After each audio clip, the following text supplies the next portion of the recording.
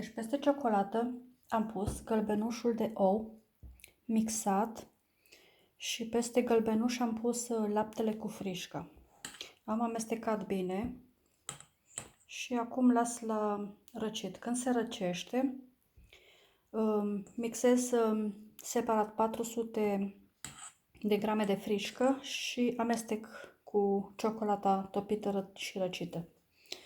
Și va deveni un mus. O să-l pun aici, peste aceste forme.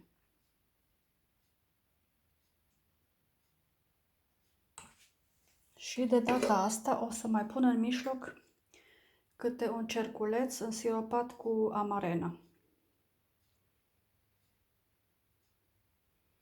Deci am să pun mouse până la jumătate.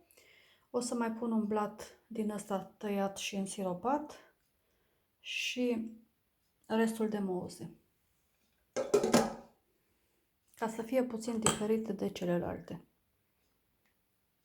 Vedeți, așa trebuie să arate ciocolata cu lapte și cu frișcă, cu zahăr și cu gălbenuș de ou.